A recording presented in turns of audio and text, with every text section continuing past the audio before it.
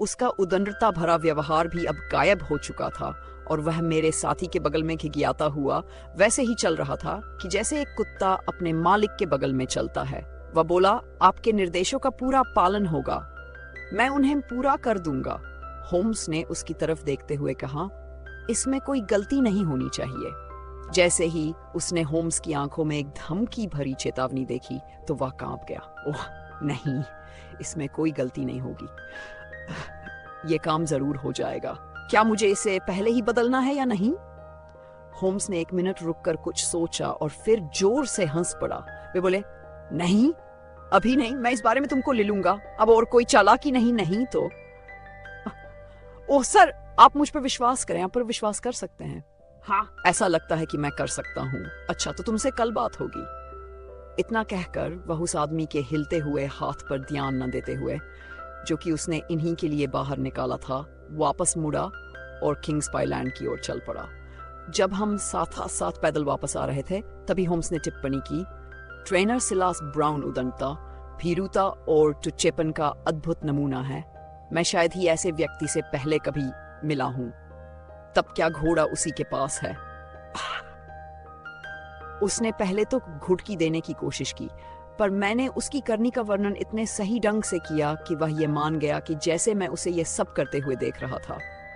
वाकई तुमने पैरों के उस चिह्न में एक खास तरह के चौकोर अंगूठे वाला निशान देखा था, जो कि बिल्कुल उसके जूते के जैसा ही था। और यह भी सच है कि कोई भी मातहत कर्मचारी ऐसा काम करने का साहस नहीं करेगा। मैंने उसे बताया कि कैसे वह अपनी आदत के अनुसार पहले निचले मैदान में आया और उसने वहां एक अपरिचित घोड़ा बंजर में घूमते हुए देखा। फिर कैसे वह इसके पास गया और इसके सफेद माथे को देखकर इसे पहचान कर कि यह तो मशहूर घोड़ा फेवरेट है, जिस निशान की वजह से ही तो उसका फेवरेट नाम पड़ा। और फिर कैसे वह आश्चर्यचकित रह गया। उसे एक मौका मिला था कि यही वह घोड़ा था जो कि उसके उस घोड़े को हरा सकता था जिस पर वह अपना पैसा लगा चुका था।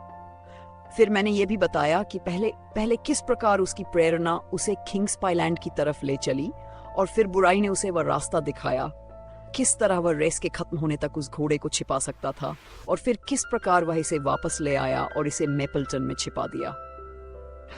जब मैंने उसे यह सारा विवरण बताया तो वह हताश हो गया और फिर केवल अपनी जान बचाने की ही गुहार लगाने लगा। परंतु उसके अस्तबलों में तो खोजबीन की जा चुकी थी। ओह, उसके जैसे पुराने खिलाड़ी के पास धोखा देने के बहुत से तरीके हैं, परंतु उसके पास घोड़ा रहने देने में क्या तुम्हें इसका डर नहीं है कि उसकी रुचि इसे नुकसान पहुंचाने में ही? मेरे प्यारे साथी, वह इसकी सुरक्षा अपनी जान की तरह करेगा, क्योंकि वह जानता है कि इसको सुरक्षित पहुंचाना ही उसके ऊपर होने वाली दया की आखिरी उम्मीद है। कर्नल रॉस इस मामले में अधिक दया दिखाने वाला आदमी नहीं लगता है। यह मामला कर्नल रॉस पर निर्भर नहीं है। मैं अपने ही तरीके से काम करता हूं और जितना मुझे लगता है उतना ही कम या अधिक मैं बताता हूं। स्वतंत्र होकर काम करने का यही फायदा है। वॉटसन, मैं नहीं जानता हूं कि तुमने इस पर ध्यान दिया है कि नहीं, पर कर्नल का व्यवहार मेरे साथ थोड़ा उपेक्षापूर्ण रहा है और उसकी कीमत पर अब मैं थोड़ा मजा लेना चाहता हूं।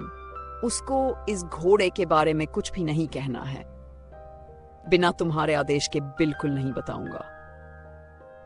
जॉन स्टार्कर की हत्या किसने की है? इस प्रश्न की तुलना में इन बातों का महत्व बहुत कम है और इसी में तुम अपने आप को लगाओ। पर आज की रात की ट्रेन से हम दोनों लंदन जाएंगे।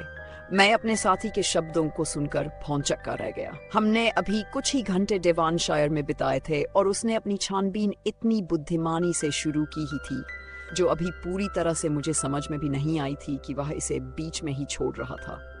जब तक हम प्रशिक्षक के घर वापस नहीं आ गए, उनके मुंह से एक भी शब्द नहीं निकला। कर्नल और इंस्पेक्टर घर पर हमारा इंतजार कर। होम्स ने कहा, मेरा दोस्त और मैं रात की ट्रेन से शहर वापस जा रहे हैं। हम आपके खूबसूरत डार्टमोर की शानदार ताजी हवा का आनंद ले चुके हैं।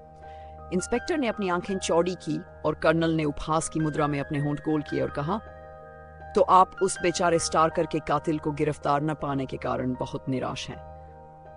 होम्स ने अपने कंधे उचकाए और बोले, इस काम में वाकई बहुत सी कठिनाइयां हैं। फिर भी मैं ये चाहता हूं कि कैसे भी आपका घोड़ा मंगलवार को रेस में भाग ले और मेरी आपसे प्रार्थना है कि आप अपने जॉकी को इसके लिए तैयार रखेंगे।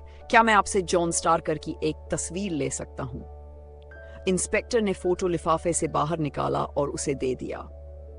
मिस्टर ग्रिगोरी, आप मेरी सभी इच्छाओं का अनुमान लगा लेते हैं। क्या आप यहाँ थोड़ी देर के लिए रुकेंगे ताकि मैं उस नौकरानी से एक प्रश्न पूछ सकूं? जैसे ही मेरा साथी कमरे से बाहर गया, कर्नल रॉस ने रूखेपन से कहा, मैं आपके लंदन वाले परामर्शदाता से थोड़ा निराश हूं। जब से वे आए हैं, मुझे नहीं लगता है कि हम कुछ भी आगे बढ़े हैं।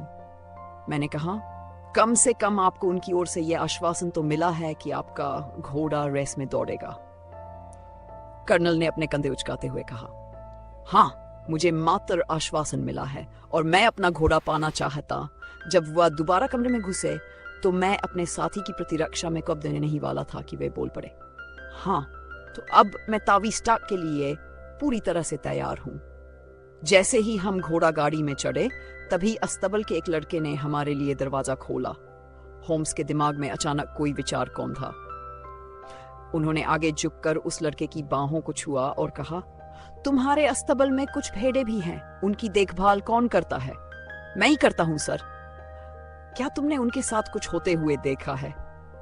नहीं सर, ज्यादा तो नहीं, पर उनमें से 3 भेड़ें लंगड़ा रही हैं। मैं देख सकता था कि होम्स बहुत ही खुश था और उसने प्रसन्नता से अपने हाथों को आपस में रगड़ा। मेरी बाह में चिकोटी काटते हुए वे बोले, दूर की कौड़ी वाटसन, बहुत दूर की कौड़ी। भेड़ों में हुए इस खास संक्रामक रोग पर मैं आपका ध्यान आकर्षित करना चाहूंगा, मी ग्रिगोरी। चलो कोचवान। कर्नल रॉस के चेहरे पर वही भाव थे जो कि उन्होंने मेरे साथी की काबिलियत के लिए पहले से ही बना रखे थे, परंतु मैंने इंस्पेक्टर के चेहरे पर एक उत्सुकता का भाव देखा। उसने पूछा, आप उन्हें जरूरी समझते हैं? बहुत ही ज्यादा जरूरी। क्या इसमें कोई ऐसा बिंदु है जिस पर आप मेरा ध्यान खींचना चाहेंगे? हाँ, घटना वाली उस रात को कुत्ते के विचित्र से व्यवहार पर। उस रात कुत्ते ने कुछ भी नहीं किया, शेरलॉक होम्स ने कहा। यह एक अजीब सी बात है।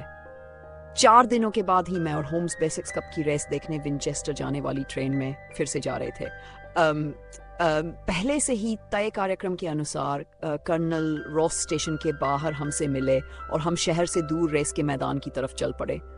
उनके चेहरे पर गंभीरता थी और उनका व्यवहार काफी ठंडा था।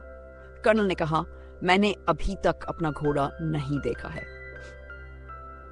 मुझे लगा कि उसे देखकर आपने पहचान लिया होगा। कर्नल बहुत गुस्से में था। उसने कहा, मैं पिछले 20 सालों से इस क्षेत्र में हूं और इस तरह का प्रश्न पहले मुझसे किसी ने नहीं किया। एक बच्चा भी सिल्वर ब्लेज को उसके सफेद माथे और चित्तीदार अगले पैरों को देखकर